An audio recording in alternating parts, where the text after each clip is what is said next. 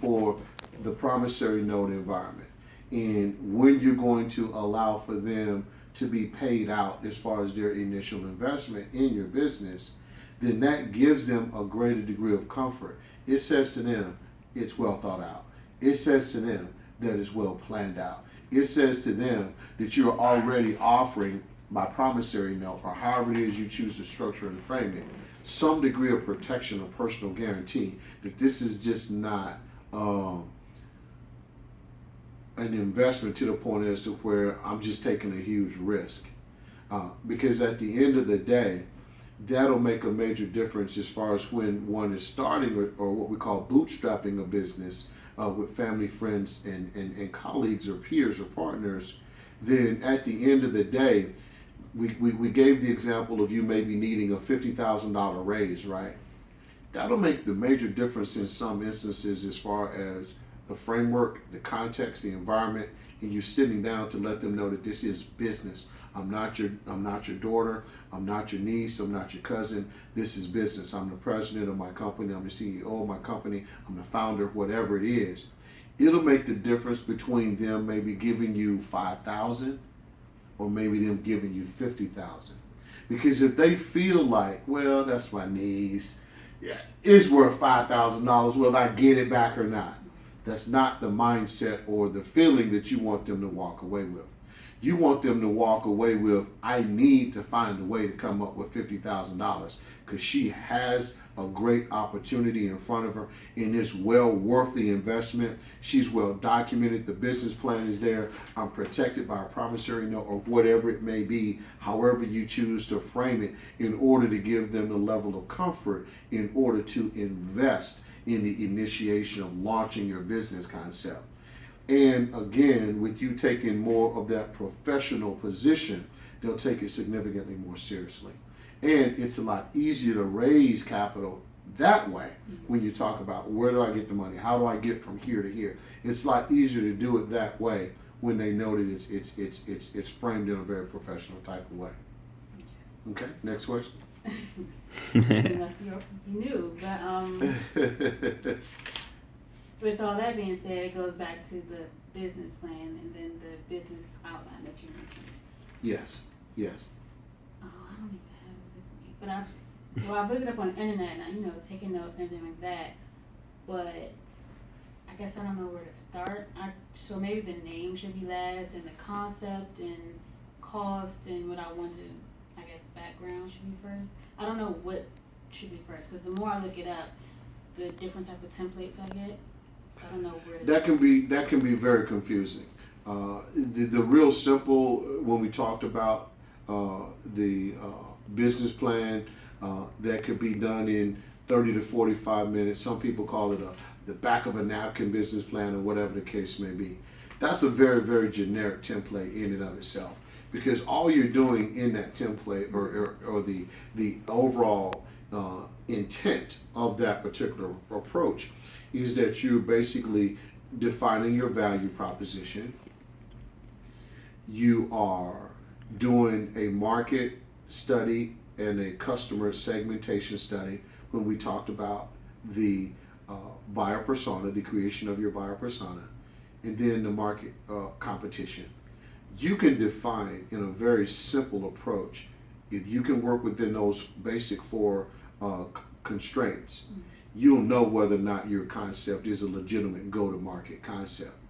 And all too often, I call it, or I refer to it as the getting ready to get ready mode. You spend 8 months trying to get this super fantastic, all the way down to the nth degree of a detail about what the business plan is.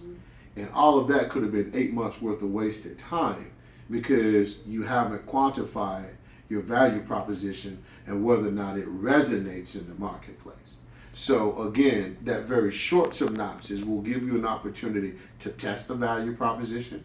It'll give you an opportunity to identify your customer segment, your market segmentation in the industry.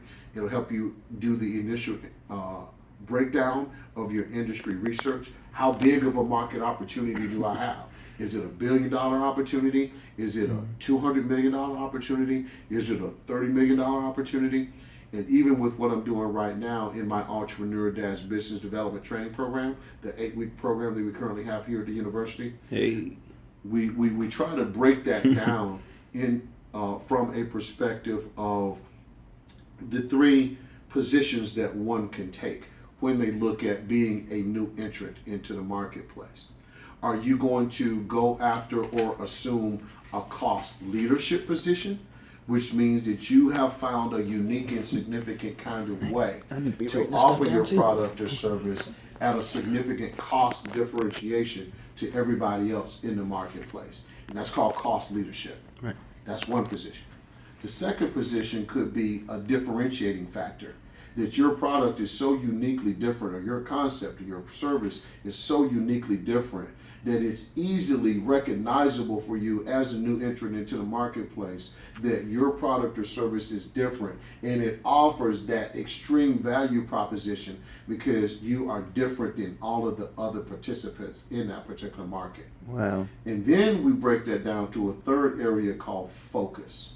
And that is if you have identified a particular niche, that I will service just this particular niche only. There are plenty of companies out there, plenty of businesses out there that although they may be participating in a multi-billion-dollar industry, they've carved out maybe a $30 to $40 million niche. And they are the best of the best of the best in serving that one market segment, in addressing that niche need.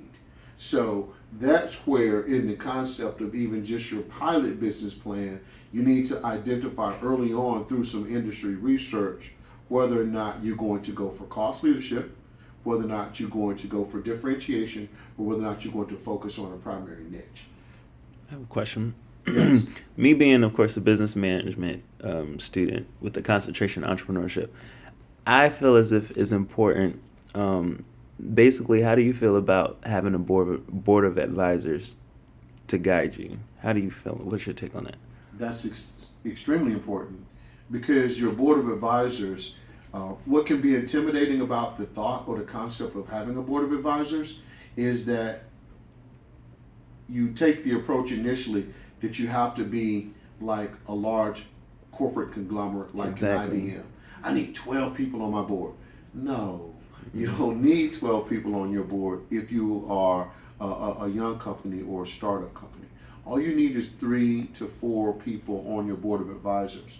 One of them should be someone that has some degree of industry experience in the particular say that all the space time. that you're looking to Right. go into.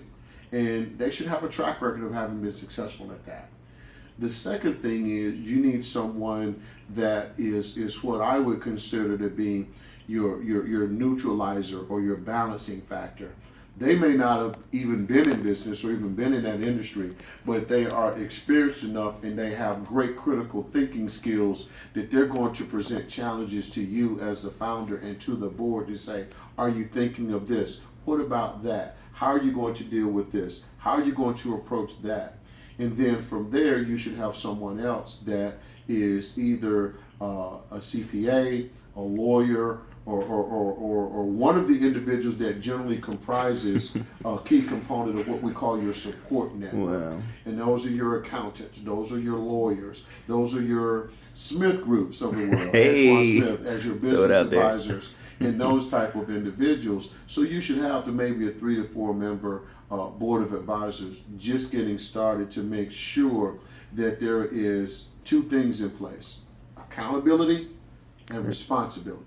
That's really what your board of advisors are there for. It's the same rules as it applies to a major corporation. The board is primarily there for accountability and responsibility purposes to make sure that the corporate entity or the small business in your case is looking to and doing everything it needs to do on a day-to-day basis to realize its vision or its mission. Did that answer your question? It did. And can I do this part right here? Could you hold that, please? Sure. This is not anything Mr. Antoine Smith asked me to do myself. Like, this is just me saying, look, he is really good at what he does. He is really perfect for it. The stuff that he talks about, this is me wanting to express to everybody, like, this is how he is. So, for the disclaimer, he did not ask me to do this. Well,